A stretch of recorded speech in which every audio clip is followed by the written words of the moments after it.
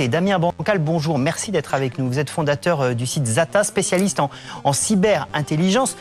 Que peuvent faire ces pirates de ces données qui concernent à la fois le fonctionnement de l'hôpital, mais aussi des données personnelles sur les patients? Bonjour. Alors un pirate informatique aujourd'hui, après avoir infiltré et exfiltré des données, il va analyser les contenus. Je m'explique. Il a des fichiers dans lesquels il va tomber sur des noms et des prénoms. Jusqu'ici, on pourrait se dire ça ne sert pas à grand chose. Sauf qu'en parallèle, il va trouver les adresses électroniques pour les courriels, les numéros de téléphone. Il va trouver des informations qu'il va pouvoir revendre. Il faut savoir qu'aujourd'hui, chez les pirates informatiques, tout s'achète et tout se revend. Une adresse mail, eh bien, il ne faut pas être grand clair pour comprendre que ça va pouvoir être utilisé, par exemple, pour de l'hameçonnage.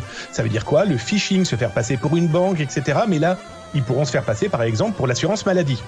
Un numéro de téléphone, ça se revend aussi. Des pirates informatiques sont spécialisés dans les numéros de téléphone. Pourquoi? Même principe, ils vont pouvoir l'utiliser pour cibler, par exemple, un journaliste très précis, un homme politique qui a peut-être été soigné sur le lieu. Et dans tous les cas, c'est envoyer des SMS malveillants comme pour tenter d'infiltrer le téléphone. Bref, il faut savoir que la moindre donnée, malheureusement, dans les mains de pirates informatiques, c'est de l'argent pour eux. Ces pirates, que peuvent-ils faire? Il y a évidemment les mails, le téléphone, ce que vous nous expliquez est extrêmement clair. Que peuvent-ils faire de données plus personnelles? Telle maladie, tel traitement, tel peut-être récit sur sa vie personnelle. Le professeur Sebag nous disait tout à l'heure, voilà, quand on est malade, on demande aussi au patient de raconter sa vie parce que ça peut éclairer une maladie. Qu'est-ce qu'il peut faire de tout ça? Un pirate informatique, avec ce genre de données, on va partir là carrément dans la cyberintelligence, dans l'espionnage. Si je sais que Monsieur X est chef d'entreprise, une entreprise qui va m'intéresser, et je me rends compte qu'il, par exemple, prend un traitement pour telle ou telle maladie.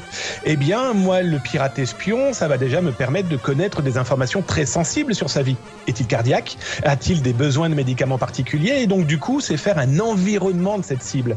Et cette cible pourra se transformer en quoi? Eh bien, en tentative de fraude au faux virement. Vous savez, c'est un pirate informatique qui va tenter de détourner l'argent par un remplacement d'un RIB, par exemple, d'un moyen bancaire. Eh bien, si je sais qu'un chef d'entreprise a des besoins médicamenteux, eh bien, je peux, par exemple, me faire passer pour sa pharmacie et modifier certains éléments bancaires. On a des exemples tellement nombreux qu'il faut se mettre dans la tête qu'un pirate informatique, c'est quoi? C'est un couteau suisse. Chaque lame est une malveillance possible. Autre question, est-ce qu'on a une idée précisément de qui a fait cela? De qui est derrière cette attaque de Corbeil-Essonnes? Oui, alors moi, dès la fin du mois d'août, on savait que c'était un groupe qui s'appelle Logbit, qui est malheureusement, et pardon d'utiliser ce terme, le numéro 1 de la malveillance et du rançonnage numérique. En gros, ce sont des pirates qui se sont clairement transformés en chefs d'entreprise de la malveillance. Pourquoi je parle de chefs d'entreprise? Parce qu'ils ont un service après-vente. Là, on peut les contacter pour leur dire « baissez-moi les prix ».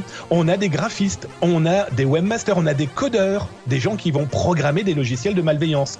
Pour preuve, il n'y a pas plus tard qu'il y a 4 jours, l'un de leurs informaticiens a démissionné et il a diffusé 2-3 éléments de preuve comme quoi il travaillait pour eux.